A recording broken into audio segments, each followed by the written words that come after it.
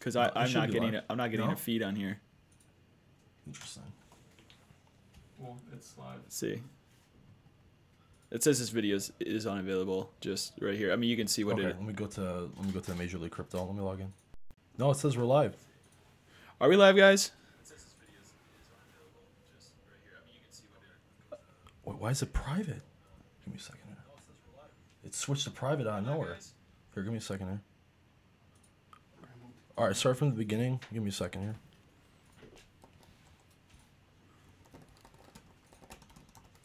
We're going. I'm taking it off.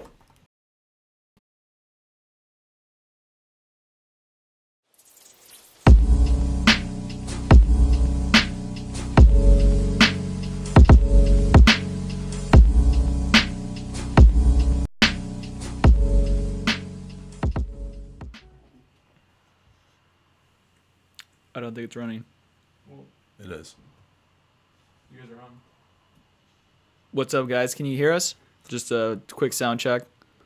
All right, refresh the link real quick. Oh, maybe because it's a new link now. All right. No way. Yeah, because we had to switch it up. Give me a second here. First time's a charm. It always is, right? Yeah, let me switch.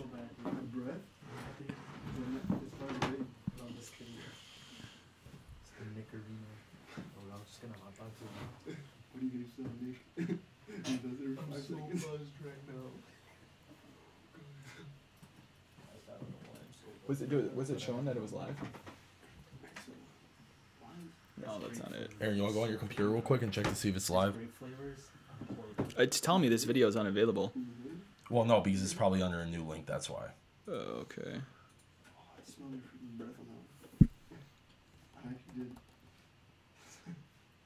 You guys don't have to be quiet. I hear everything.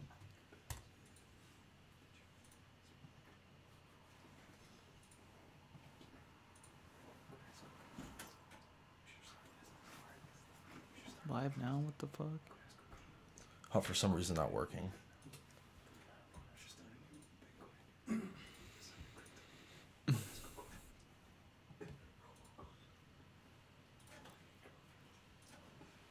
It does say we're live. I see you guys. Oh, okay. Oh, okay. Are we in here?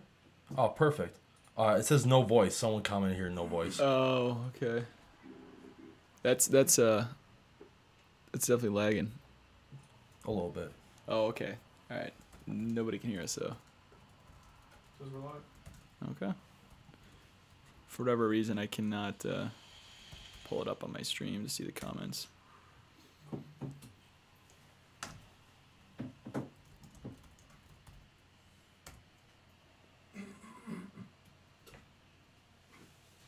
How did you get to that, Gord? Because I'm logged in under the Major League Crypto YouTube. Yeah. So if you go on, just go under YouTube and Dude, Gabe. can you guys go on the thing and check to see if you guys hear sound?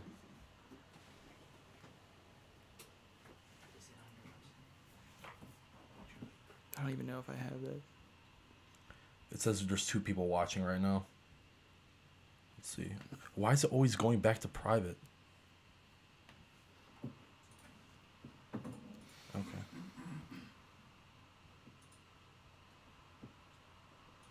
I don't even think I'm logged into that one.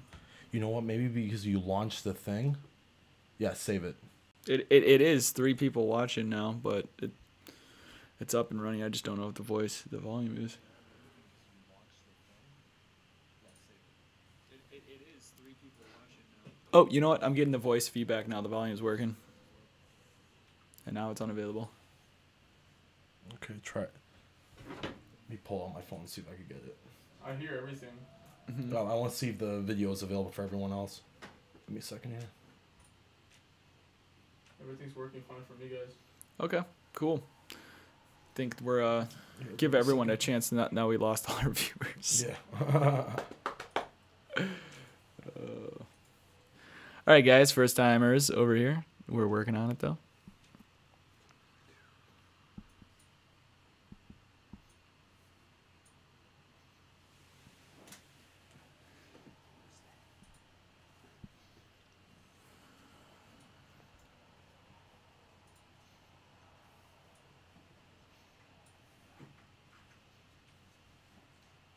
This is unavailable.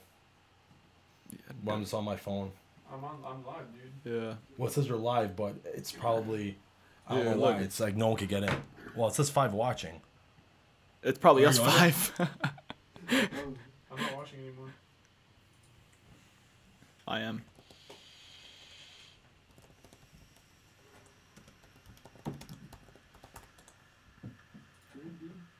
You see, every time you see here, I go to public, I click public, and I refresh the page. It always takes me back to private for some reason. Okay.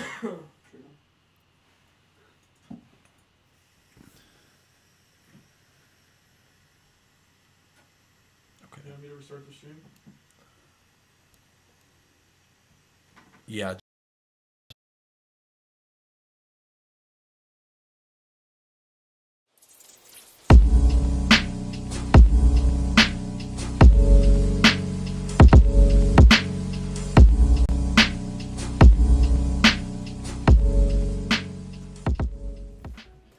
Hello, everyone. This is Kevork and Jack from Major League Crypto here. Thank you for joining us.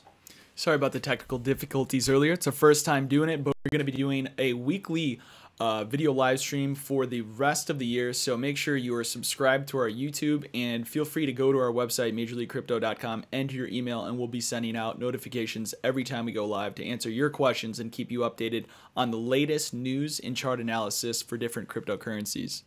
So our structure for today's live stream, we're going to go over 10 different coins. First, we're going to do top 5 market cap coins. Basically, we're going to call them the majors, which is Bitcoin, Bitcoin Cash, Litecoin, Ethereum, and Ripple. Then we're going to do 5 minor coins that we're calling them, which is other altcoins that are interesting. They're doing a couple of different interesting things right now, which those are going to be Stratus, Neo, IOTA, Monero, and also Stellar Lumens. So first we're going to be talking about Bitcoin because there's been a lot of stuff going on with that, especially with the futures. So as of right now, Bitcoin dominance in the entire cryptocurrency sphere is 59.6% according to coin market capitalizations. So just to kind of break it down for someone who doesn't know what that means, that 59.6% is the total market cap of entire cryptos. Yes. That 59.6% is what percent Bitcoin is control of the cash flow right now. Yes, it is. So previously when Bitcoin spiked up to $19,000 early in the week, it actually took over 66%. But as we've seen, as the entire cryptocurrency market expands with new coins and new blockchain solutions, slowly but surely Bitcoin is losing its chipping away at Bitcoin because for actually being effectiveness of being a blockchain-based cryptocurrency or just a blockchain-based application, Bitcoin is just too slow, and that's the reason why we also see Litecoin and other coins coming up. So yeah. So do you think there's any major impact that will happen if Bitcoin dips below maybe the 50% mark? Is that kind of the threshold that cryptocurrency people are looking for, the 50% threshold of market cap control in the crypto market? Yeah, well, what I see with Bitcoin, what's happening, especially because people are slowly learning about blockchain and understanding why things like Litecoin might be more effective than Bitcoin, especially with the supply. So Litecoin has 4 times the supply as Bitcoin, and it's a lot faster. So Bitcoin, as it's going to go down, my viewpoint on it is like Bitcoin's going to be kind of like gold. So Bitcoin might go down to like, I feel like it might stabilize after like this huge altcoin boom in the next couple of years. Bitcoin might go down to like 20% and might just hover around there, while the Bitcoin price will explode from there. So people will hold it, and Bitcoin will be used kind of like to buy, I feel like, houses and stuff like that, and property, bigger stuff, especially as the price skyrockets. While other coins like Litecoin will be used maybe for more day-to-day type of transactions. But that's why, because at this point, as Bitcoin gets more mined, it's going to take more energy consumption. It's going to take more energy to consume for mining, and this is where the forks might come into play. That's why we see the whole boom of Bitcoin Cash recently too. Okay, cool. Yeah, so obviously we had the big news. Cryptocurrency is officially a thing now with the futures on the CBOE launched the futures contract this week. One futures contract in the CBOE is equivalent to 1 Bitcoin, and then the CME, which is they're both Chicago-based products. So it's CBOE, which is the Chicago Board of Options Exchange. They launched on Sunday, and then we have the CME, launching next Sunday, and that's going to be 5 contracts. The margin is a lot higher. It's about $19,000 to control 5 contracts, so you're pretty much looking at 5 times the leverage. So that's going to be a pretty volatile contract. The first week of trading, a lot of futures brokers have not allowed individuals to trade it's called the XBT futures contract. It has not been available on most retail brokerage platforms because they're afraid of the volatility, but now they've seen about enough data to be able to run the models to mitigate the risk. And in fact, the only broker that I'm aware of from a retail level was Interactive Brokers, and they were only allowing you to go long only XBT, which means you actually can't short the product to bet that it's trading lower. They were leaving that up to other trade desks to take that risk. As of today, Interactive Brokers has announced they're going to allow you to short XBT once they realize the volatility can be controlled and their market makers are not going to be susceptible to risk that would possibly put them out of business. So XBT is going to be available to be traded short, I think, starting next week, and we're also going to have the launch of the CME futures contract, which is 5 coins. So what do you think is going to be like the price disparity between the CBOE and the CME futures? So they're cash settled contracts, which is interesting because typically when you look at like other futures contracts, there's usually a physical hedge, or the market makers can actually hedge the product. So if you're the most liquid futures contract there is out there is the S&P futures contract. And the S&P futures contract can be hedged against ETFs. But really with the way Bitcoin is, I mean, these computers are looking to hedge their position if they're, long 5. They're looking to hedge that position by being short 5 of, say, the equivalent ETF. But they're not able to do that because the transaction time is actually too slow on Bitcoin. It can take anywhere from, sometimes 30 minutes to process a transaction. These guys are used to working in, fractions of microseconds. So it's a cash settled contract, and there's going to continue to be a large spread. There's actually spreads. The average spread is between 7 and 12%, which is actually allowing a lot of arbitrage opportunities between the different exchanges. And there's actually a couple people I've talked to that have been discussing possibly using that as their own arbitrage to go long on one exchange and short on the other, and then cross the coins. But I haven't exactly figured out how those details are going to work. But that arbitrage opportunity of 7 to 12% is extremely rewarding. So it'll be interesting to see people move into that. Yeah, I feel like we've never been in this situation before, with like something like futures for something like Bitcoin. And it'll be very interesting to see how that will develop in the next couple of weeks. Yeah, it's the first. They're actually now talking about, and I think this is going to be a catalyst going forward for some of the other coins like Ethereum, Litecoin. They're thinking about launching futures ahead of that because if Bitcoin is a successful product, all of these exchanges are going to be competing for, who's going to be the first one, because you have the CBOE launching their own futures, the CME launching their own futures, NASDAQ's talking about launching their own futures contract, all on Bitcoin. So they're going to start moving towards Litecoin, Ethereum, and just like you had a massive run up in Bitcoin going into the futures being launched, you're going to see the same thing happen. So if you are long some of these other coins, Ethereum, Litecoin, Bitcoin Cash, Ripple, IOTA, whatever they are, if the CME or any of these firms decide to launch futures contracts, think about that point as a potential exit, at least for a short-term profit top, which is exactly what we saw in Bitcoin last week. Okay, so we should move on to a couple like the upcoming news for Bitcoin. The first one would be Fed Chair Yellen. Bitcoin is a highly speculative asset, which a lot of these entities and government also are talking about how Bitcoin is extremely speculative, as we know, especially because as people are more aware about blockchain, they see that Bitcoin might not be like the top dog out of this asset class at least. Yeah, absolutely. So today was what's called the Federal Open Markets Committee, where Janet Yellen, they decide whether or not to raise interest rates. So the federal interest rate was raised by 1/4 percentage point today, which affected a lot of prices from commodities. And you'll see these economic events start being priced into cryptocurrencies. But what she's referring to is she gives a speech after her interest rate decision, and now these federal, the bank of pretty much America, the Federal Bank of America is they're having to address these cryptocurrencies, so it's no longer just under the table talk anymore. So do you believe the FOMC from here on out will be talking more and more about cryptocurrencies? Yeah, because I mean, it's a threat. It's obviously a threat to their institution as far as controlling money supply. I mean, the dollar for, the petrodollar is what makes the world go round right now. And if that becomes a threat to the way that they run their monetary policy, sooner or later they're going to have to try to come in, step in, and regulate it. But I'm thinking by then there'll be too many people in it for them to kind of reign control. Okay. And should we just, Jack, you want to pull up your chart for Bitcoin? Yeah, so what's going on? I have a chart over here on Bitcoin. I think it should be up on the YouTube live stream here. But so what I did, and let me just move this microphone out of my face for a moment. What I did, so this is a Fibonacci retracement. For those of you guys who follow my style of trading in over at Major League Trading, I look at a lot of Fibonacci retracement projections for targets and pullbacks, etc.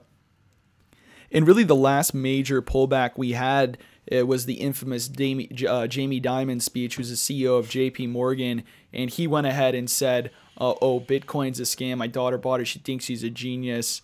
And now you got people like the Winklevoss twins, who are early investors in Bitcoin, as well as the original idea creators of Facebook. They said this week, Jamie Dimon, put your money where your mouth is, kind of thing. But that was the last time Bitcoin had sold off. It sold off to about the $3,000 level. That was the last major dip. And if you look at like a price projection, and I'm drawing from the low of pretty much all-time Bitcoin, like give or take a few dollars because I can't get it exact on this chart, to that high before the pullback, we have just hit a major profit target here. It's a 241% increase from that swing low, and that's where we really saw some selling come in. So I currently am not long Bitcoin, but there's two levels I'm looking at for pullbacks, and I'm going to go over those here, and that is 13,700 and 1,100, 500. And the thing with cryptos, guys, you're going to have to be patient. We've obviously had a big run surrounding it was kind of a post-Thanksgiving run where people went home, talked at their Thanksgiving dinner tables, and came back, and their youngest nephew had just made $250,000 trading Bitcoin, and 2 years ago he's playing video games. So then everybody comes in, rushes, starts buying coins, and you've had an explosion in price in a lot of these coins. But I think you want to, look out towards the future and realize that there's going to be a pullback. Be patient, and if you are long, you have to be aware that pullbacks are going to happen, because we've seen 70-80% declines in Bitcoin before, and we're probably going to see them again. So I'm looking at the 13,700 level as well as the 11,500 level for support to enter into Bitcoin. Okay, so let's move on to Bitcoin Cash now, because Bitcoin has kind of had like a little bit of an identity problem these past several months, especially with the Bitcoin Cash and the Bitcoin Gold hard forks, the splits. So I feel like from here on out too, Bitcoin will be competing against itself, especially because Bitcoin Cash wants to compete as like the real Bitcoin, right? Because Bitcoin Gold, when it was forked off, because they changed the way how the mining parameters were, Bitcoin Gold is kind of like, it's like insinuating that it's not trying to compete with like the Bitcoin, right? It's not trying to be the Bitcoin. But Bitcoin Cash, on the other hand, I feel like is really trying to curb Bitcoin. So especially with like the next big dip for Bitcoin, I feel like Bitcoin Cash might surge because of that, especially because there's like a new news right here that I'm seeing. It says bitcoin.com to launch Bitcoin Cash Visa debit card, which is actually very interesting, because one of the biggest barriers for these cryptocurrencies is like, hey, how can I use this stuff in my daily life, right? Because it's such a headache. I have to have, if I trade on like an exchange like Bitrex or Poloniex, then I have to transfer it to Coinbase. I get a fee from, they charge me for a fee for that. Then on Coinbase, I have to sell and I have to wait like 3 to 5 business days. Then you got a capital gains. Exactly. There you go.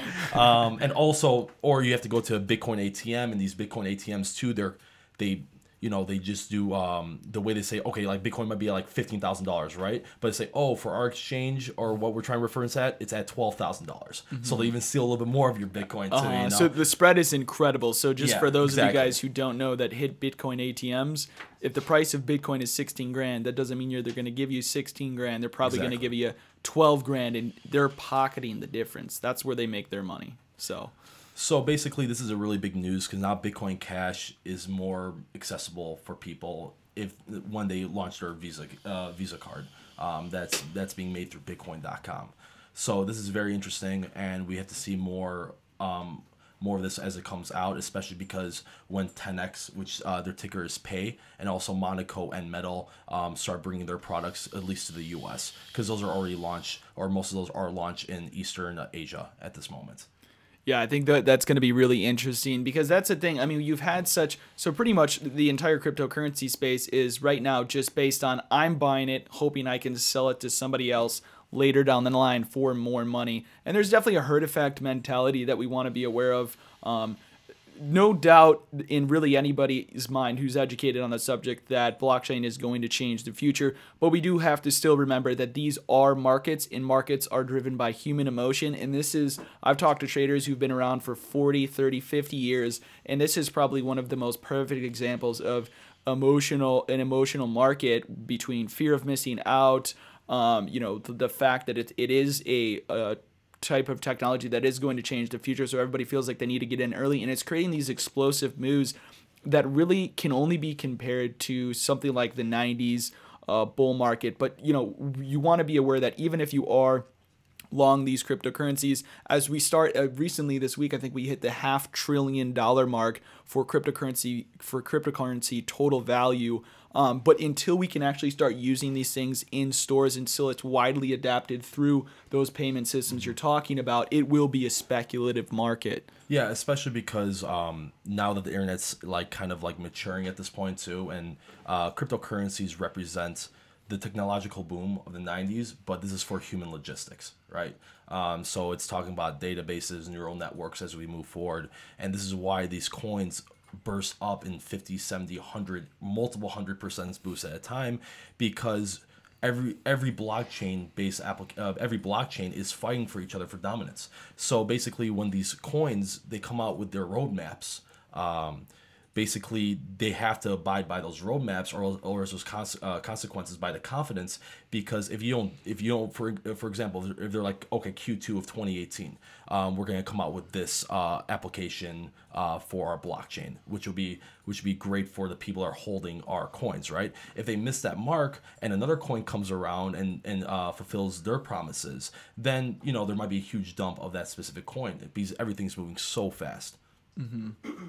Yeah, and back to the whole trading thing.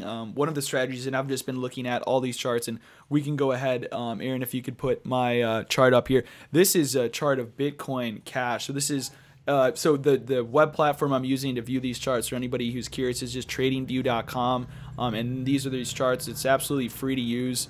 And I'll go over some more tutorials later, but one of the basic strategies here that really is just most effective in the cryptocurrency market right now is just breakout trading, which, if you've ever heard of the Turtle Trader, which is the Turtle Traders are a famous group of traders out of Chicago run by a guy named Richard Dennis, and what he said was, I can teach anybody to trade. And his business partner was like, no, there's no way. He's like, absolutely, yes, I can. Took an ad out in the newspaper, hired 30 traders. These traders went on to make hundreds of millions of dollars. But the strategy he taught them was a simple breakout strategy where you're looking for a consolidation period, and then a breakout of that consolidation period, you're getting long.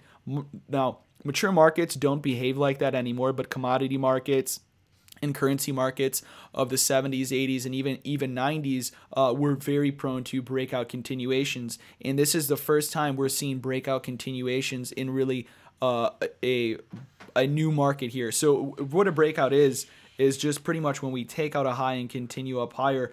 And here in Bitcoin Cash, you can see we have a consolidation, and this would be considered a triangle pattern. And as we break out higher, every time we take out a previous high, you can see the market explodes from that level. And so the way I like to look at markets is you want to be buying on dips. Obviously, you either buying on dips or buying breakouts. So for a breakout level in Bitcoin Cash right here, I would be looking above the 1700 level to buy a breakout, possibly to 2000 to 2200. But as right now, unless we get that breakout, I'm a dip buyer. I want to look for longs around 1108. all the way down to 840. So that's a pretty wide zone here, but 1108 all the way down to 840, and that's not in between. That's at those specific levels. Those are the two levels I'm looking at in BCC USDT. So you have to put the T in the end for that specific contract. And if you can see behind me, all of the contracts and all of the currencies we'll be going over here today are right up on this board if you want to write them down and go over them on your own. So let's move on to Litecoin. Yeah, Litecoin. So I have this article up here. Basically, it's talking about the Lightning Network, which is a pretty big deal for more. I feel like more for Bitcoin because how slow it is. Well, basically, what the Lightning Network is, it's a layer on top of the existing blockchain. It's supposed to make like transactions easier and cheaper. And basically, they're testing out the Lightning Network right now, and it's supposed to be used for Bitcoin and Litecoin. But Litecoin, for example, the reason why I feel like it also bursted, especially you were talking about earlier about like the whole Thanksgiving talk, with especially these kids are becoming like millionaires now with Bitcoin, so everyone's trying to jump on the bandwagon, right? Especially because like Coinbase just goes down. Like every other hour it feels like, right? Because there's so much demand, right? So people are like, oh, I feel like a lot of people are not even aware, because when I get messages all the time about Bitcoin and cryptocurrencies, they're like, oh, I need to buy a full Bitcoin, right? Like I'm like, no, you don't. You could buy, with it being like a hexadecimal, you go back, so many decimal points that you're not allowed to in traditional currencies. While I feel like that's creating like kind of like it's creating like a psychological factor, like, okay, I can't afford Bitcoin. Especially because I don't know if it's going to go up that high, so I'll buy Ethereum and Litecoin instead. Absolutely. Couldn't agree more. And it's really just, can't afford 17 grand. And it's the same theory when you look at traditional markets. I mean, that's why penny stocks were so hot for so long, because people assumed, well, gee, I could buy 10 shares at $1. I could buy, one share at $10. It's the same. I mean, and you got to realize a lot of the investors in these markets, really in the cryptocurrency space, they're really uneducated as far as how markets work, and they don't understand the difference between market caps. And we can use that and educate ourselves to really make money off that behavior. Sure, being aware of like basically the meta. Exactly. Yeah, I agree with that too, and most people too are just not aware like the specifics of like how the blockchain works. They just understand like a little bit of it, like what it is, and that's pretty much it. So they're pretty uneducated from like the market side and also the actual technological side. They're just all hodlers because they see the price going up. So what's a hodler for anyone who doesn't know? Holding on for dear life. Hodler. So if you're a hodler out there, beware. Yeah, hodlers are doing very well right hodlers now. Are doing very well. Hodlers, so, there's no doubt in that. I'm not bashing on hodlers, hodlers have it is for sure better to be a hodler at this point in time. Yes, there's no doubt in that. But even if you are a hodler, educate yourself on just general trading mania, because it'll help you out in the long run, because there was a lot of hodlers in the 90s. Yes, and we saw like with a lot of those coins, a lot of those stocks go down completely, just vanishing. But yeah, these coins too, like once you're aware of the meta, then you can understand that, hey, look, if Bitcoin dips, then things like Ethereum are more stable. So you could wait for the dip of Bitcoin and then buy it back with your Ethereum and get more Bitcoin, right? Because a lot of people just want to stack Satoshi. And basically what Satoshi is, for people who don't know, or SAT for short, is basically the anonymous creator of Bitcoin. His name was his or a group of people, we just have no idea, Satoshi Nakamoto. So each unit of a Bitcoin is called a SAT or a Satoshi. So there's like just people out there that they're in this cryptocurrency market and exchanges. They just have all their Bitcoin. They go into alt currencies. They wait for Bitcoin to dip. They see their alt currencies rise, and they just buy back the dip of Bitcoin, and they let Bitcoin rise back up. It's like pairs trading, like you would see typically in like a normal currency market. Exactly. Sell the dollar, go long the yen, etc. Mm-hmm. So it's same thing, same market behavior, just now in cryptocurrencies, which just has a lot more opportunity because of the volatility and the multiples. So yeah, that's like the big news with Litecoin and Bitcoin, especially with the Lightning Network, especially when Charlie Lee, the mind behind Litecoin, basically said that these atomic swap capabilities would be better off chain, because it'll make the chain too slow if it was on top. Integrated in the actual blockchain. So an off chain shoot like that would be better for the cryptocurrency. Now, is that going to increase the supply of Litecoin to have this offshoot, or what? How does that add value? It's supposed to be it's supposed to be one-on-one. We really don't know the exact parameters of that yet. It's just mostly for transaction speed. For Lightning Network, because like Ethereum kind of has their own version, which is called the Raiden Network or Raiden Network, depending on how you pronounce it. But Right now it's in the beta testing stages, and once it goes live, then we'll know more of the specifics. But yes, it's supposedly for transaction times. Very cool. All right, and then my levels that I'm looking at on this chart that I have for pullbacks are 250 to 255 in Litecoin that I'm looking for a pullback to, and then I have another level down at 220. So those are my 2 pullback levels in Litecoin, and we'll go ahead and move on to Ethereum. Okay, so let's see what's going on with Ethereum. The biggest thing with Ethereum right now, there's 2 things going on. First is CryptoKitties. What is CryptoKitties? Okay, CryptoKitties is basically like, I don't know, you could think of it as kind of like Pokemon, I guess, for blockchain. You could breed the cats, and certain rare breeds go for thousands of dollars. I think the max one that like went on sale for was like $100K. Like, I don't know if anyone bought it, but I think that's what it was like on sale. I'm sorry, but who is that high? Who buys a fake cat online? I mean, that just shows how many people. I mean, think about this. When you think about gaming, like, we're moving to, like, we are in a digital world. This is definitely in Asia. This has got to be in Japan. No, you'd be surprised. Maybe Europe too. Who knows? There's you know, it's just like, think about this. Like, for games, like, I don't know, like Steam, that platform made by Valve, right? For gaming, they have these marketplaces now that you can open up these boxes, and basically you get random items, and some of them are rare and very powerful. Some of them are just crap. So right? The highest price ever paid for a Beanie Baby was the Princess Diana Beanie Baby, which was sold at auction on eBay for $250,000, and that dude is a sucker because I got the same one for $20. So don't buy CryptoKitties for $100,000. Definitely the best advice I could give you. Like, for something like CryptoKitties, it might not work, especially because, like, it's working for whoever's selling them. Yeah, for now. But I'm just trying to say, there's no actual, like, basically use for CryptoKitties from what I know. So what is a CryptoKitty actually? Like, is it just a picture of a cat? Think of it as like Tamagotchi. You remember the Tamagotchi pets that happened, like, that big boom in like the 90s? Yeah. It's like basically the thing that you hold, you put on your keychain, and you feed and do whatever. So it's kind of like So it's a digital kitty. Yeah, it's a digital kitty. That's exactly what it is. And that's what's driving the demand for Ethereum right now? No, it's causing problems for Ethereum, because the thing is, this takes up so much of, like, the actual, you could say the amount of energy for Ethereum. So it's taking up to 15-20% of Ethereum. Oh, yes. Okay. So that's a big problem. So it's using the Ethereum block to run their platform. Exactly. Yeah. I didn't know that. Yeah. Very cool. I'm learning. So basically CryptoKitties, this is a big problem. The thing is, if it's just a fad and it goes away, Ethereum doesn't have to really worry about that. Or the people trying to build for Ethereum with the tokenization aspects of it. But if it becomes bigger, then we have to see what type of solutions are there.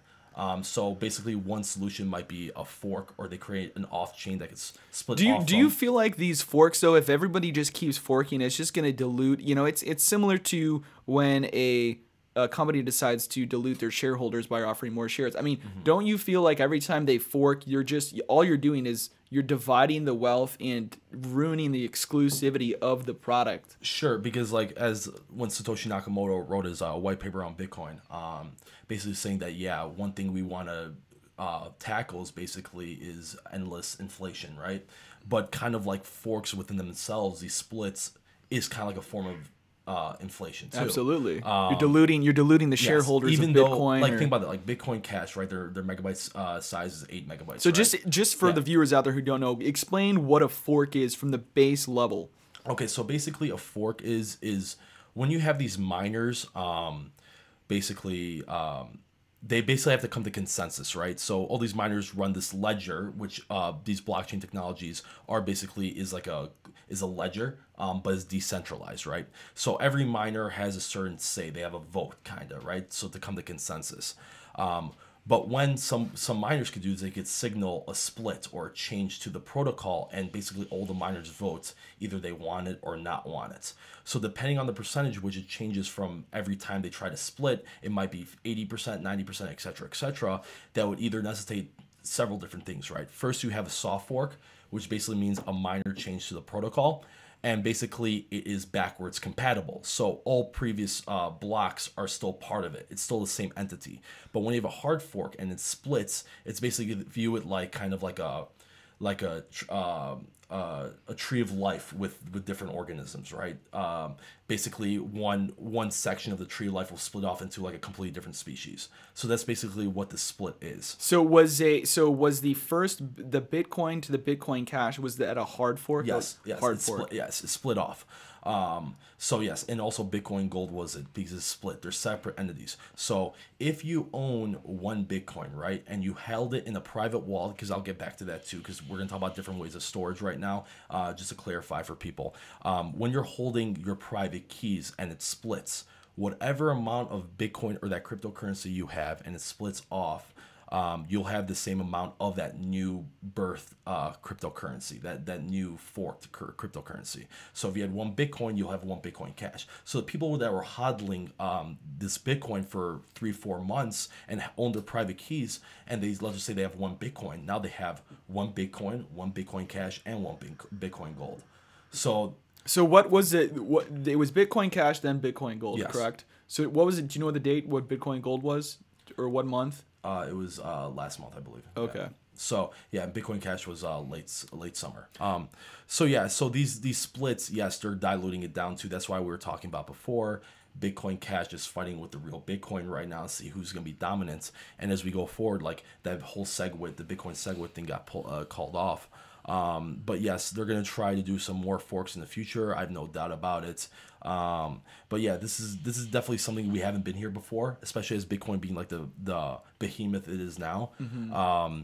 This is very scary territory for Bitcoin, especially because out of nowhere Bitcoin Cash could take it over if they do the right things, like coming out with like a debit card for it. Like that's amazing because people could use it day to day. It would be easier to do a debit card with the protocols of Bitcoin Cash as versus no, Bitcoin. It's just a support. It'll be a little bit easier for Bitcoin Cash because of its change, but it's still not easy. You know, the easiest one out of all of them is Litecoin right now due to its supply and its transaction speed. Okay. Yeah, so that's basically one reason. That's also one reason why Ethereum had a lot of problems too, because a lot of people are not aware. If we move on to the next article I have here. There's basically, for Parity Technologies, they have a multi-signature wallet bug that froze hundreds of millions of dollars worth of Ether. And it's an ongoing problem. They just don't know what to do at this point, right? And this is a lot of Ethereum. Like we said before, it's hundreds of millions of dollars. So as a quick history lesson for people that have not been around for crypto as long, not this summer, but summer of 2016, there's this token sale for the DAO, DAO. And basically what happened with this token sale was there was a lot of Ether that was basically stolen through a bug, right? And from what happened when that happened, people were like, I want my Ether back. I want my Ether back. You know, like my money's gone. I want it back. So, but the problem with blockchain is once you send someone your funds, basically you can't get it back. That's just how blockchain works. Mm-hmm. It's like, that's how it's verified through the blockchain. There's no returns. Yeah, there's no returns. That's why you have to be careful about these phishing scams too. Because a lot of people for these ICOs, they'll put a picture up saying, send it to this address. And it's just like a copy paste through Photoshop. So once you send it, you're never going to get it back. So be careful about that. So basically, long story short, this Ether is locked into this vault. Now, when it happened last year, with this whole DAO hack that happened, what happened is that Ethereum had to split. So when Ethereum split it to basically isolate this issue that happened within the Ethereum blockchain at the time, Ethereum Classic was created. So ETC, ticker ETC. Ethereum Classic is now basically was the real Ethereum back then, but they had to split off to basically consolidate the coins back to the people that lost their Ethereum. So how many people lost? I mean, was it that big of a deal? It was huge at the time. It was huge. It was like millions of people. Millions. And so they split it off Millions and of dollars, then brought it back in. So what did they do with it? So were they able to eliminate the coins that were stolen? No, basically what they do is they had to fork off from it to get people back their coins. So that's what Ethereum Classic is now. Okay. So Ethereum, so this is what I'm trying to say. Like, so is Ethereum Classic? No, Ethereum, the ETH, not our ETH, is this forked off of ETC. Oh, so okay. ETC was ETH, but they forked off. That's why they call it Ethereum Classic. But the problem is that's kind of like a one-shot solution because they were in a corner. There's nothing that they could do, and they had to split off because this was a big issue. Now look at this. Now you have another $100 million dollars worth of Ether locked are they going to fork again? This is a completely different issue. This is about wallet. This isn't about hack, but it's about a specific wallet by Parity Technologies. Now, if they split again, loss of confidence for Ethereum, right? Because now you have to split again for one big slip off by one slip of Parity Technologies. So did Parity Technologies, were they hacked? No, it's just it's a wallet bug that froze. So they can't get their coins out? Yeah, that sucks. So, but the thing is, like, you know what? How is that if the Ethereum blockchain's fault at the same time too? You know, it was something. Well, sooner or later, I mean, there has to be some kind of responsibility. It can't just be this buddy thing. The problem with me, or the problem I see with those types of like favors, it's just that when does it stop? Yeah, the next thing the guy lost his key, and we're hooking it up for him or whatever. And who's to say, right? Who's to say like, okay, now we're gonna split off Ethereum now just because of this section of Ethereum owners got screwed by this wallet, basically, right? Which is a large amount. Don't get me wrong. I mean, to me, it's kind of the risky play. I mean, it's one thing that's important for any of you guys watching out here. I mean, you have to keep your coins secure. I mean, really do your research, look into hard wallets, because that's the risk you're playing. Really, when you're looking at you're looking at coins that are gaining 100%. I mean, I got a chart up here of Ethereum, and it went from 425 to 720 in the last 5 days. So it's like with these types of rewards, this is the risk in the game you're playing. So just always be aware of that when you're moving into these types of currencies and investments. Yeah, one more thing too before we leave this topic. Like I was saying before with the Bitcoin Cash and Bitcoin Gold, like with those forks, basically I said you will be able to get those coins if you hold your private keys, right? But the problem is a lot of people hold their Bitcoin just in Coinbase. Educate yourself. Coinbase does not support these forks, so basically what they're doing is they hold the private keys. So once the Bitcoin Cash fork happened, or the Bitcoin Gold, what happened was you didn't get your rightfully owned Bitcoin Cash and Bitcoin Gold. They hold it. So think about this. Imagine the amount of money Coinbase just made just from having millions of dollars of Bitcoin sitting there, and it forked off, and they have all that Bitcoin Cash and Bitcoin Gold. That's crazy. So it seems like a good business model. It's a great business model. So yeah, they don't support it. So hold your private keys, or research which exchanges are going to support it, and they'll send out tweets, they'll send out emails, etc., etc. And if you're looking to learn about that private key information and how to do that, make sure you go to MajorLeagueCrypto.com, enter in your email, because Kevork here is actually building videos and instructions to be a good resource to go to show you how to do this stuff, because there's tons of information on the internet, and what we want to build is a trusted source of information to keep you guys safe, secure, and show you the ways that you can take care of your cryptocurrency and the security on your own individual accounts.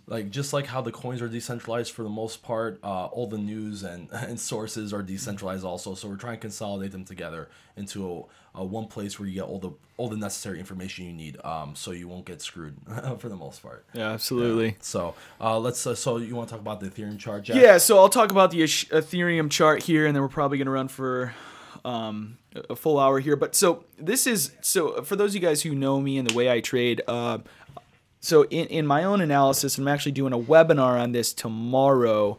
It's a Fibonacci webinar on it tomorrow. You might have seen a video on it somewhere floating around YouTube. But this is a Fibonacci retracement, and Fibonacci retracements are Fibonacci numbers are just mathematical numbers that can be found in nature. But this Ethereum chart to me is really, really clear. Typically, I like to buy on the 50% retracement. So you take a significant swing, hold low, and then draw it to a high. And then this green line right here in the middle where it says 0.5 and the number 278, you see that is the perfect buy zone. And then we move up into profit targets, and then we hit that next fib, which is that next swing low to the high. And what do we pull back into? We pull back into that same green line again. And this is not random.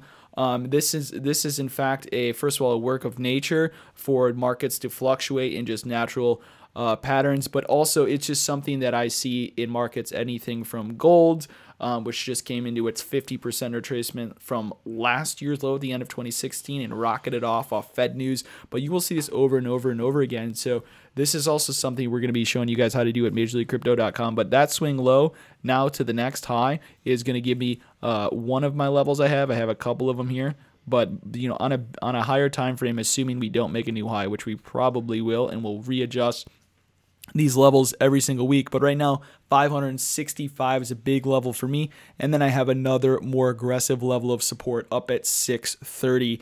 So 565, 630 are my two levels of support I'm looking for in Ethereum, and those levels will be adjusted if we do make a new high, and we'll go over that again next week on our YouTube live stream, Wednesday, 7 Central Time every week, so make sure to not forget about us. We're going to move on and talk about Ripple the Ripper this week. I mean, what a big move. What's going on in Ripple? Why is it exploding? Yeah, so Ripple has some really big news coming out soon. And also it's kind of like, you ever heard like buy the rumor, sell the news type of thing? Oh, of course. Yeah, so it's so basically Brad Garlinghouse, the head of Ripple, you can see here on Twitter, he's doing a live stream tomorrow answering people's questions, and there's actually some murmurs I've been hearing that they want to bring what's going to be Coinbase's next coin.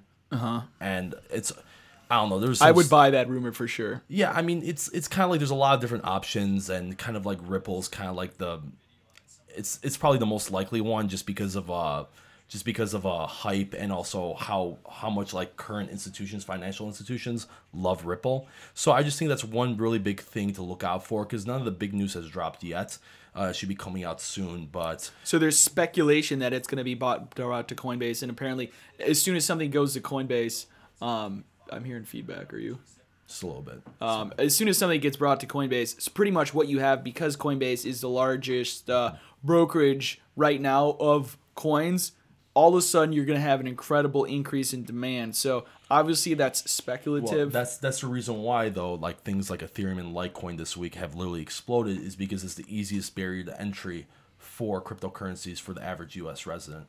Yeah, I mean, for sure. I actually, as far as the research I've done on Ripple, it's the easiest one for pretty much interbank transfers internationally. That's why I kind of, from a fundamental level, I really like Ripple. Well, that's the reason why too. There's a lack of volatility in Ripple if you compare it to other coins. Not the recent lack of volatility, 24 to 48. Well, I'm saying for at least over the summer after its April mega boom. It kind of 2 cents. Yeah. So when it boomed completely in April and it kind of died back down.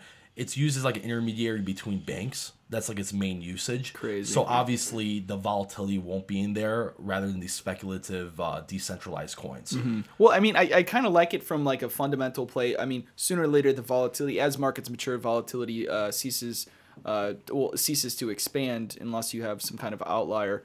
But really, from like a global standpoint, international banking, like Ripple's your play. Like if you believe that cryptocurrency is the future of international banking and it's a way to avoid the petrodollar and a better way for people to do exchanges, I don't agree with that. I mean, yeah, you cannot agree with it, but true. Of course, everyone's gonna have different opinions. But I mean, just because it has the slowest or the fastest settle time, doesn't it? Yeah. Well, this is the thing, right? Ripple is used for intermediary between banks, right? So it's trying to make transactions and basically making the bank system quicker and more efficient. Mm-hmm. But the thing is, the technology of blockchain basically removes the need for banking. Mm-hmm. So why do you need an intermediary between banks? Because banks aren't going away anytime soon, and that's why. Yeah. Hey, you know what?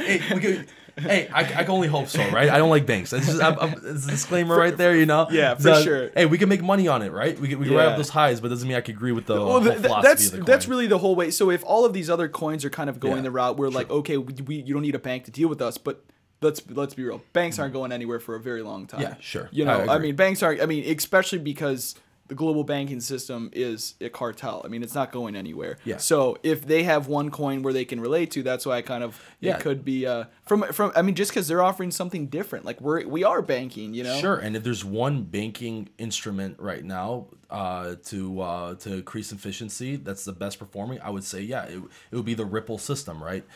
So that's why it might be very bullish to get into that. Cool. All right, let's move to the next one. Oh, you want to pull the chart for? I thought. Okay, yeah. So I have it up here. So like Kevork was saying, there's been a lot of volatility in Ripple, and I mean this thing at the beginning of the year, I'm looking, it was like 0.002, crazy. Mm-hmm. It makes me cringe looking at a chart like this. I mean, the returns are absolutely astronomical. So we really consolidated in between the 50 to 61.8% retracement from that swing low to high. And then we've recently completed this profit target at 49. I do think 49 is going to be a ceiling for a while. And I would be willing to do a look for a possible breakout trade above that 49 level. But really the next support zone that I want to buy, and I'm just going to take this recent swing low and then draw it to the most recent high. And I'm going to be looking at this 34.730 level. So call it 35 cents. So I really want to look for a pullback to 35. And I am interested in getting long some Ripple because I don't believe banks are going anywhere for the time being. Yeah, so yeah, especially with the new news coming up, because apparently January is supposed to be a big month for Ripple. We'll see if it is. But yeah, it's doing well, and I think it'll continue to do so for the near future. Cool. Let's move on to, now we're done with the major coins. Now we're going to move on to the more minor altcoins. So once again, tell me what the difference is between the majors and the minors. Why is it a major? Why is it a minor? Yeah, so basically major and minors, basically we're trying to break up this live stream in two different sections. The major coins are like the higher up altcoins and Bitcoin, which are higher market cap coins. And the minors will vary depending on the week to see which coins have been more active and the more interesting ones that are catching our eye. But for this week, we're going to start off with IOTA. And basically, IOTA had a very big boom, and it just dropped because of this Microsoft rumor. Probably just misinformation for pump and dumpers, probably, honestly. So let's see here. So yeah, IOTA went up, and it dropped 14%, which is pretty interesting. And we'll see in the future how that's going to play out, because IOTA... The reason why, another big reason why that I've been reading why IOTA hasn't been hitting all these big exchanges is because of the way that the wallet operates with their Tangle network, which is supposed to be like zero transaction, all that, but it's kind of a headache because it's not like the way other blockchains approach that problem of like sending funds and transaction times and speeds. So the tech is extremely promising. It just has a lot of hurdles due to our limitations right now with software. Okay, cool. I was just looking at a couple of the comments. It's the first time I've actually looked back at the YouTube live stream, and one of them was, what platforms do you like for API usage? And this is Perry, who's from our trade room, so I just wanted to answer that question. I'll get to some of the other questions. I told him I'd ask you this. So what, little off topic right now, but what platforms do you like for API usage as far as like programming in? Do you know which ones are good for that? The API usage, I know Bitrex is working on something. I primarily trade through Bitrex because I'm a really big altcoin guy. I'm a big altcoin trader. I know Kraken has a decent one too, from what I've heard. I would just stay away from Poloniex right now, to be honest with you. And I have not gotten the Binance yet, but Binance is the next thing I'm gonna look into. Yeah, I saw a couple people mentioning Binance. Yeah, because Binance well. Apparently they're promising very good, like more or less transaction costs and all that too.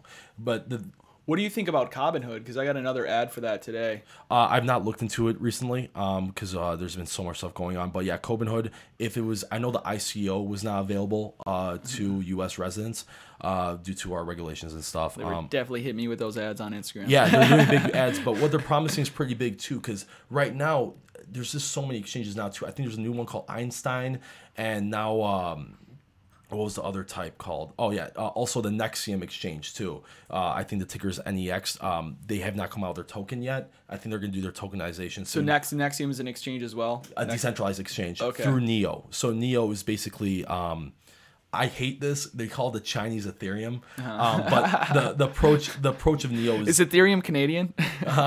Or is it Russian? Because he's a Russian-born Canadian citizen. Vitalik is a Russian, but he's from Canada, right? So, yeah. So, but basically, Neo, what Neo's trying to accomplish, we'll get to Neo in a little, actually right after this. But basically, Neo is Neo's trying to build a smart economy. That's basically their main goal. They're trying to digitize all assets. But basically, the Nexium exchange too, if they could pull off, that'd be very good.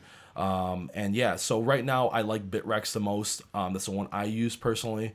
But as more exchanges come out and I experiment with all of them, well, when we experiment with all of them too, we'll see which ones are better. The only thing one thing I like Poloniex and Kraken for margin type stuff, but I don't really trade margin personally. Yeah, don't trade margin on crypto, guys. Especially, that's just a disclaimer, bad idea. Yeah, so especially because what happened with Mt. Gox too, that was a huge thing. A lot of people, like, Mt. Gox was a big thing that happened years ago, where basically the biggest Bitcoin exchange at the time collapsed.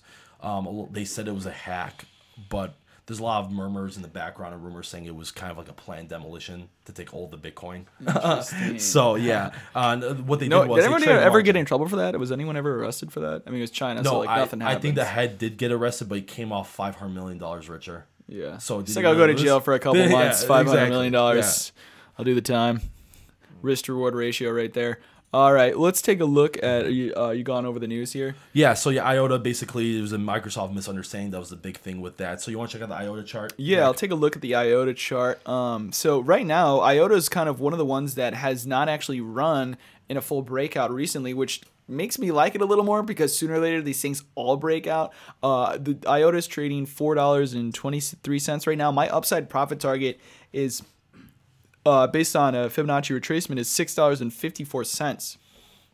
And the support level I'm looking at is 355. We've already traded that support here once. So, but I do have upside profit targets at 655 and all the way up at $8.10. So actually I'm a really big fan of this IOTA chart. It seems to be in a consolidation phase after a rally, and sooner or later, you know, at this point in time, guys, this is what we call a hyper bull market. Nobody's trying to call the top here. And anything that's in a consolidation phase, even if you didn't want to buy at these lows, you know, I would look for a potential breakout trade above this 550. You know, set some alerts when we get above that level because, you know, like I said, when these things run, they just go, go, go, go, go. There's a famous book.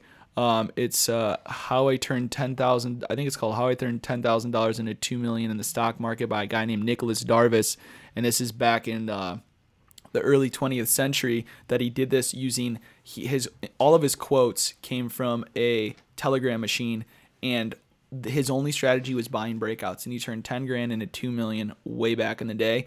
And the entire book kind of talks about this strategy of breakouts and looking at these charts and seeing how they break out. If you guys are looking for a good book to read, it's how I think it's Nicholas Darvis. I want to say it's someone in the YouTube live stream probably knows, but I think it's How I Turned $10,000 into 2 million. That I literally think that's what the book's called. Also, a thing about breakouts, a lot of people say, oh, you know, maybe Ripple could go to like $14,000 or $15,000 yeah, like Bitcoin, right? No. You have to look at also the supply of coins, right? The float. Yeah, exactly. You have to see this. You have to see how many coins are out there and what realistically by math makes sense it could reach that price. Because we could use Bitcoin and say, okay, like Bitcoin, 21 million coins gonna be mined ever right now, over 16.5 million, right?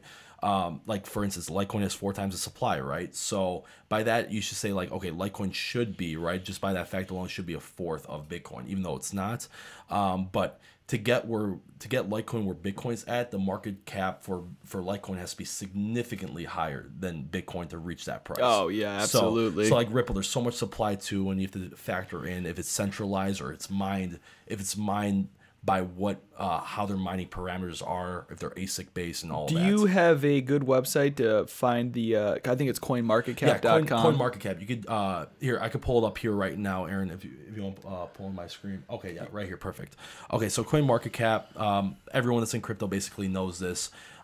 Basically over here is the price, the volume, trade in 24-hour, and circulating supply. So for instance, I'll just click on Bitcoin really quickly.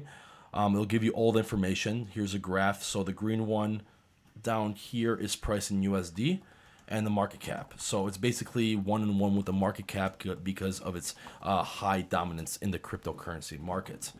And if you scroll up here, it'll tell you, here's the market cap, the amount in BTC. Well, it's BTC, so obviously it's going to be the same amounts. Volume 24-hour. Here's a circulating supply, which I'm highlighting right here. And also here's the max supply of 21 million Bitcoin. So that's going to be the max amount of Bitcoins mined. Most Bitcoin or crypto veterans know that. But here, it'll tell you the rank over here, while I'm highlighting in the green over here. And it'll tell you here the qualities. So this is a mineable and it's a coin. So you also have to see too, is it a token, is it a coin, and is it mineable? And you have to look at how is it mined. So you go to our website, etc., etc. And also down here, when you see the chart, there's also a next tab for markets. So if you scroll down, this will tell you all the exchanges and what volume it holds at. So here you can see Bitfinex, for example. It tells you the pair, which is BTC USD. And also to the right here, it says the amount of volumes out there of Bitcoin traded. It's on Bitfinex. So Okay, so they're only pulling for one exchange from there on Bitfinex. I'm sorry, clarify. So where you're saying the total volume traded, do they break it down by exchange? Well, yeah, here's the Bitcoin markets. It tells you the volume percent of Bitcoin traded for each exchange. Oh, so you can okay. say 7.75% of Bitcoin is in Bitfinex. Oh, okay. Yeah. Okay. So it tells you how it's updated frequently. So as you like, Bitcoin is very it's very spread out because it's in everything. It's in every exchange. It's everywhere. But once you go down, you see like these coins. Like, okay, let me go down to IOTA for example too, because we were just on IOTA. So here's IOTA. You can see here that it's a coin, not mineable. Circulating supply, 2.7 billion, and the max supply is 2.7 billion. 2.7 billion? Yeah. Wow. So they get a lot higher than that too, depending on the coin. Let me see here. And also if you go to markets, so we're going to click on markets now where we were before so we can see the percentage of where IOTA is traded at. So we scroll down. We can see here on Bitfinex alone, 43% of IOTA is traded there. Wow. So that's where it's highlighted at right now. So 43% of IOTA is trade on Bitfinex alone. So outside of Coinbase, what do you know? Do you know what exchanges do the most volume? Because I would be interested to know what exchanges are doing the most volume, and then when coins move to those exchanges. I believe the biggest ones right now, basically in the U.S., are Bitrex, Kraken, and Poloniex. Things like I think Binance is coming up too very hard. But Bitfinex as Bitfinex is removing themselves from the U.S., so U.S. residents can't trade on Bitfinex anymore for, I believe, starting January 1st.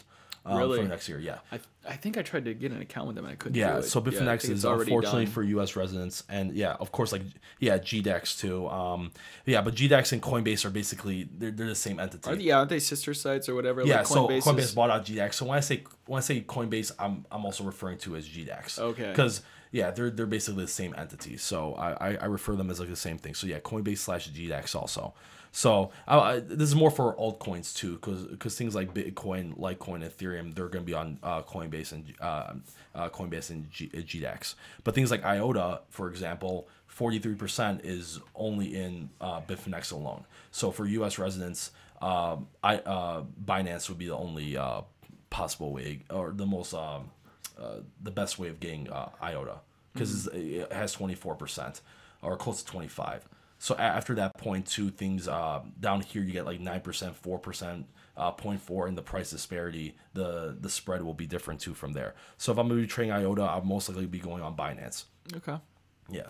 So you want to talk about the IOTA levels? So yeah, IOTA, those are levels I actually was just mentioning, but I have upside profit targets at 654 to 810. And those are levels I would set an alert at. I would be looking for probably a breakout strategy type trade if we can get above, start getting really above, once we start getting above 520 area and holding with closes above the daily and then really above that high at 558, then I think we're going to get a very quick move up to the at least 650 and then possibly all the way up to 810. So that's the type of trade setup I'd be looking for there. Or if you're looking to buy a pullback, 355 would be my level there in IOTA. And then we can go on to Neo. Yeah, so the next coin we got up is Neo. Hasn't been doing that well lately. Actually, it popped up, I think, recently in this past couple hours. But basically, for the news with Neo is Neo had a lot of trouble for being basically the smart economy of China and Asia. Basically, now that China's had all these ICO regulations too, because Neo has their own tokens too. Like Ethereum has their ERC20 tokens. So things like Golem is that, but Neo is starting to create their own tokens too, which I believe they're called Neo-6 tokens. If I'm not mistaken, I know there's a 6 in there somewhere. But basically Neo has their own tokens too, and this past couple weeks they've been announcing a couple very big tokens coming out. So besides this article I'll get into in a second, there's two of them in particular. One I talked about already, which is Nexium Exchange, and the other one is called Apex. And Apex basically is a token of Ethereum. I mean token of Neo, and basically the heads of it were basically people that work for Alibaba.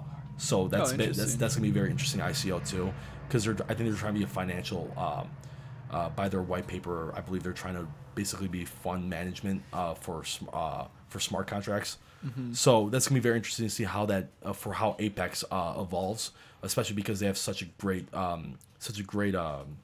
team working for them. Especially some of these people were like heads, higher up people in Alibaba too. So you have to see also when you're looking at these coins too and analyzing them, you have to see who's the team behind it. And these people do definitely have the credentials too. And I think one of the heads were like one of their top advisors was top professor at UC Berkeley too. So very interesting stuff. So I see a big year for NEO too. So for this article that we're going to reference to right now, blockchain leaders, coin firm NEO and QRC partner to build smart economy ecosystem. Like I said before, Ethereum, they're trying to make their main thing smart contracts, right? And building an ecosystem for these smart contracts and these decentralized applications. What NEO's trying to do is create a smart economy. So they're trying to digitize assets, which is a pretty interesting approach to these cryptocurrencies. Basically, coin firm QRC, basically they're trying to create a more of a legit way of creating these tokens and these ICOs. This is what the main thing's about, which NEO needs this because NEO at the end of the day has to comply with Chinese regulations. So, you know, regulations with cryptos, it's very hard to get right? The whole equilibrium of like what's too much regulation or what's too much like anarchical chaos, right?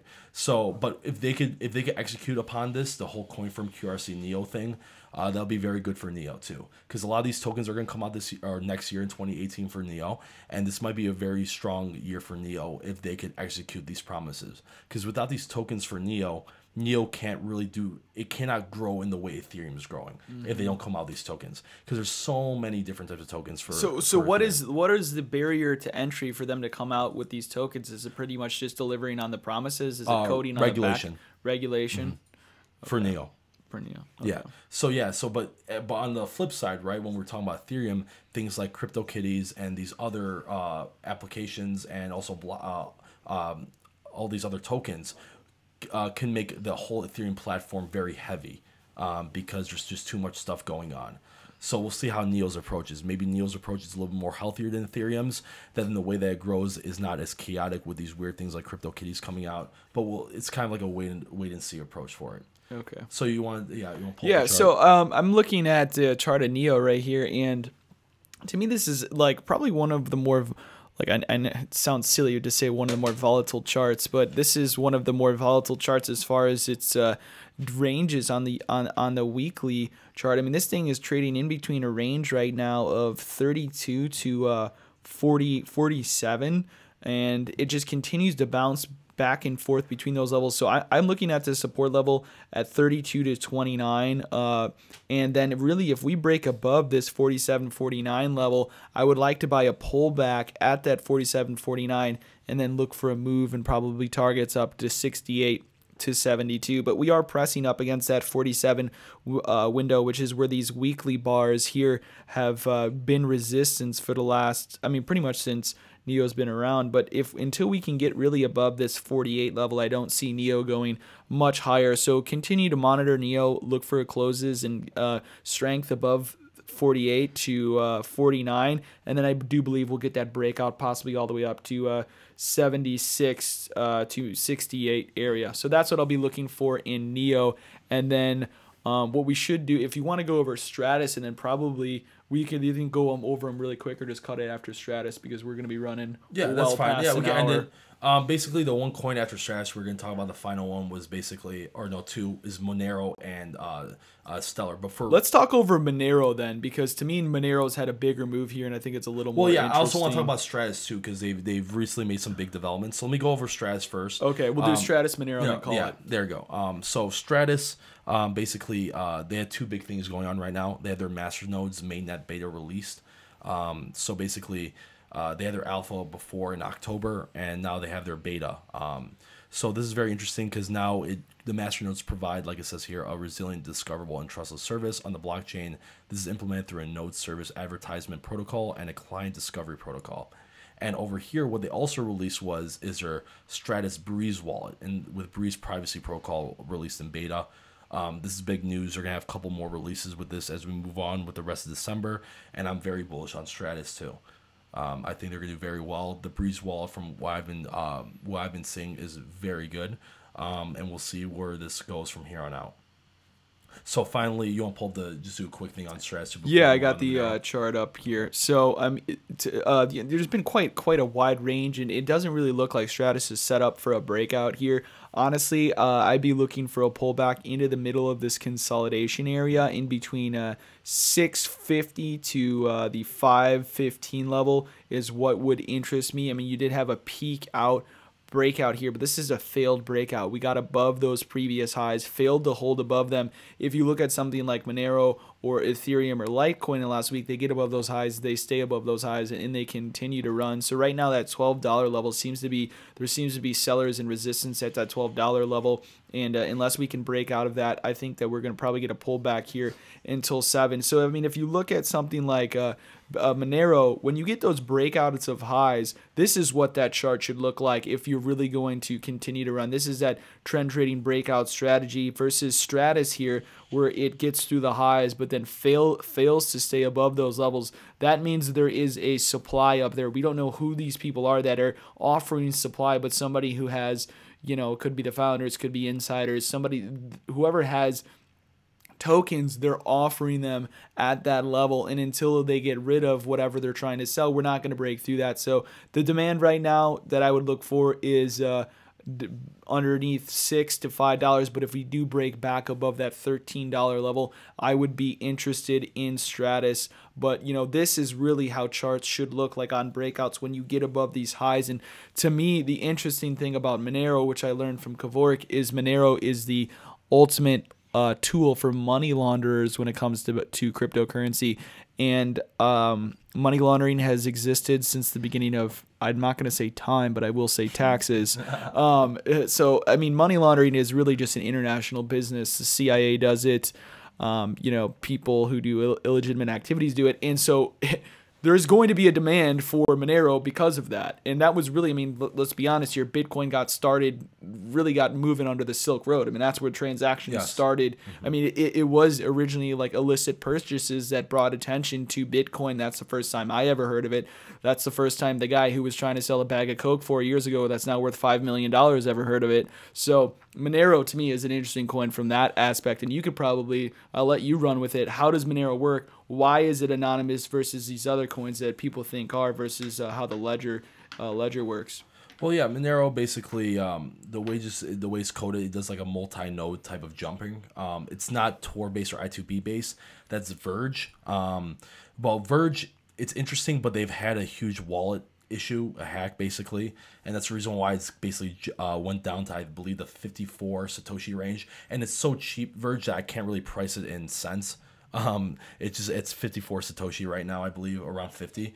So yeah, but Monero, yeah, it's crazy because like now, like I have this article up here, I just want to finish it up. You may be mining cryptocurrencies for fraudsters while watching online videos. So there's a thing a month ago, I saw an article basically saying if you use a private bay, they basically go on your computer, they use your computing power, either CPU or GPU, to mine the Monero, a very small amount, but they're doing it. And yeah, so that's pretty interesting because this could be also, this is a crime, right? They're using something without you knowing. Yeah. Mostly, but it's pretty funny too. So that's why my computer's been slow. But yeah, but like most of these people too, they don't even notice it because these people buy very powerful computers, but they're only browsing the web with it. So it's not as like they don't. That's me right there. Yeah, there you go. But give me everything you got. Yeah, I mean, I use Adobe programs, so I need that power. You know, so. I got 32 gigs of RAM in my computer at home. Probably more than I need. But yeah, so basically, this could be a good opportunity too, because for instance, if people don't want to watch advertisements, right? Basically, content creators or YouTubers or whatever could say, hey, instead of donating money, let me use your, like, let's just say like 5 to 10% of your computing power for the next 48 hours to mine a cryptocurrency. So if you stack it up with so many computers, all of a sudden you can make money a lot better than advertisements. And who likes to watch advertisements there either? Yeah. So this might be an interesting solution. Maybe not for Monero, but maybe a different coin that wants to serve that purpose. But it's the technology. Actually, this is kind of cool. Loaning out your power. When I first read an article similar to this on Cointelegraph, at first I'm like, man, that's crazy, right? I'm like, that's, but I had to laugh at it too. I was laughing, and I was thinking like, hey, there might be a solution here too, and it gives another way for content creators to get paid without shoving advertisements down the viewers' throats. So maybe down the line, maybe that could offer a solution rather than this whole Pirate Bay fraudster scheme right now. Cool. And also, to finish it off, cryptocurrency Monero to be accepted by musicians such as Mariah Carey, G-Eazy, and Sia for holidays. Woo! It's all I want for Christmas. Can I buy that? That's, first of all, best CD ever.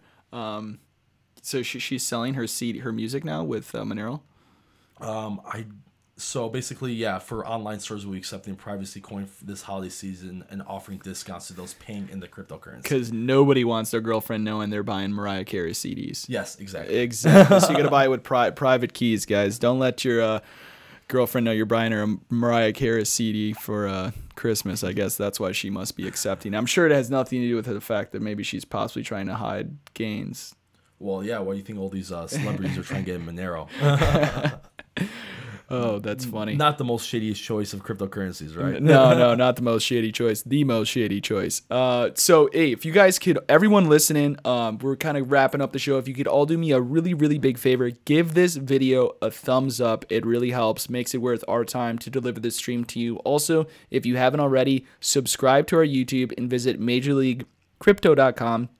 Enter email and we'll keep you updated with more information related to cryptocurrency topics, news events, and just general support and help videos. Appreciate that. Yes. See that like jump in video. And also, final note, as some of you may know, I live streamed last month several times, and I'm putting a new structure to my own solo live streams. So I'm gonna do 2 live streams a week, one on Monday and one on Tuesday. Monday, I'll be going over crypto news. Both days, I'll be going over crypto news during the day and going more in depth. But on Mondays, I'll be doing crypto comparisons. So I'll be comparing competing cryptocurrencies that try to offer similar blockchain solutions. And on Tuesdays, I'll be going over an ICO. So I'll do an ICO analysis and see if it's good, what are the benefits, and all of that jazz. Awesome. Well, that'll be it for the Major League Crypto Wednesday live stream with Jack Gleason and Kevork Boyadjian. MajorLeagueCrypto.com, guys. Thank you for your time here tonight. Hope you enjoy it, and we'll see you next Wednesday. See ya.